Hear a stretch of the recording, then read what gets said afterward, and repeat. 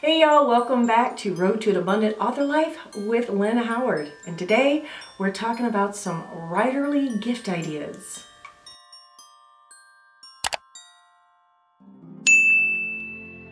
Hopefully I'm in focus, and as you can see I'm sitting in front of my Christmas tree with the ring light because once again Missouri is just overcast and dark. So I couldn't record in the office, but that's okay because you get to see my Christmas tree. How pretty. And my Christmas sweater and my Christmas earrings. Because in case you haven't guessed, I love Christmas. So my first gift idea for your writer, author friends are notebooks. It doesn't have to be fancy. I'm serious when I say something as simple as a lined notebook, a bullet journal, or you can go fancy and get the leather bound or the pretty covers, you know, a custom cover. Anything that we can write in is an ideal gift. I don't even know how many notebooks. I have one bullet journal that I use for specific things when it comes to my actual career aspect. But I do carry different sizes of notebooks for jotting down notes when I'm out in public, or in my basement I have a notebook where if I'm watching TV and something pops in my head, I can write down notes. Notebooks of any forms are always a great gift idea for your writer friends and family. Along with notebooks is something to write with. And again, you can get me a pack of Bics and I'm just as happy, or you can go full out and get pretty pens, customized pens. You know, there's so many things. You can go to Barnes & Noble or gift shops, anything like that to get, you know, if you know someone that loves pink, you can get them all pink, you know, pens to go with those notebooks. So by the way, that's actually a really great gift combo if you're trying to decide, oh, well, a notebook's not enough for my cousin or my sister. Pair it up with a pretty pen from Barnes & Noble or from Hallmark or wherever. Which, by the way, leads to yet another one, gift cards. Not just any gift cards to places like Barnes & Noble or wherever you have a local bookshop always, you know, if it's local, that's best. Amazon is another great place. Or, of course, you can always do coffee shops. It doesn't have to be Starbucks. It can be your local coffee shop. We do have a tiny local coffee shop here in my tiny little town. No, we don't have a Starbucks because it's tiny. But gift cards to places that will give us caffeine and maybe some muffins and sugar where we could sit down and write, always, always on par. Oh Lord, this is another really great one. Coffee mugs and or tumblers. Anything that we can sip liquids from all day long is just perfection. You can get something simple, you know, maybe a holiday mug, or you can get something best-selling author. I had one that said, F off, I'm writing. I broke it because I put it in the microwave to make hot chocolate and forgot that I didn't put water in it. So there's a crack and now it's no longer usable. But any type of mug or tumbler works for writers because we do sit at our desks a lot. And we need fluids, whether it's water, tea, coffee, you know, whatever. You can go online and order it. You can find one at a place like Barnes & Noble or, you know, again, any gift shop. I think Walmart and Target carries really cute ones too. It doesn't have to say something with writer on it. You know, if maybe you know their Boss Babe or something like that. Or my mom likes bling. So if it was her, I would get her something with bling on it. So mugs and tumblers are always a great idea. Going with that one, my husband got me a great gift one year, and it was a mug warmer. Because sometimes I'm sitting sipping my coffee and then I get so, you know, carried away writing a scene that I forget, and then it's cold. So now I have a mug warmer that I sit my mug there and it stays nice and toasty for me, well, tea or coffee, whichever one, while I'm in the middle of a scene or a chapter or whatever. Candles. Candles are a writer's best friend. I have some issues personally with candles. They have to be a specific type because of my condition. But candles, scented candles, just something for ambiance. Candles are to writers what keyboards are to writers, you know? Candles are to writers what a scalpel is to a surgeon. You know, candles are life. It lights the room up, it gives us a nice scent, it gives us some ambiance, especially this time of year when the sun is setting so early. So if you work outside the home and you're not getting home till 6:30, sun's down. You need a little bit of ambiance. It's nothing like that soft glow flickering from a candle.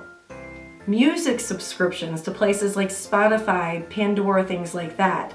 Majority of us, not all of us, majority of us like background noise, whether it's a TV show or music, and it really does depend on me what book I'm writing, whether it is music or a background TV show. But music subscriptions, so that we don't have the commercials to pull us out of the scene, are always, always a great gift idea. Now this one can be a little iffy if you don't know your person's library, so it might be best if it's somebody that lives in your house, but writing craft books, they're always welcome to us. If you don't know if the person has it, you can always ask, or again, buy a gift card to your local bookstore so that they can either go online and order it or just go to the shop and pick one out that they don't have and have always wanted. But listen, even if we've read 15 from this one author, we're going to keep buying them because there's always something else we can learn. I've been doing this for 11 years. I've written, I think if we figured out it was like 36 books. I'm still learning. I'm learning as I'm teaching you guys what I've learned. Writing craft books are always welcome, but again, if you don't know what's on their shelf, maybe stick to the gift card so that they can pick out one that they need. This one, if you're on my Instagram, you've seen them, writing gloves. They were not intentionally given to me as writing gloves, but this time of year gets a little chilly. And when your hands and your fingers get chilly, they get a little cramped up. So the gloves that cover our hands but leave our fingers free, oh, it's just bliss. Mine were actually crocheted by my younger sister because she crochets. She's brilliant at it. And that's what I wear during the winter because once my hands get cold, they get cramped up. And for those of you that write a lot, you know you got to stretch them out a lot too. So I wear writing gloves.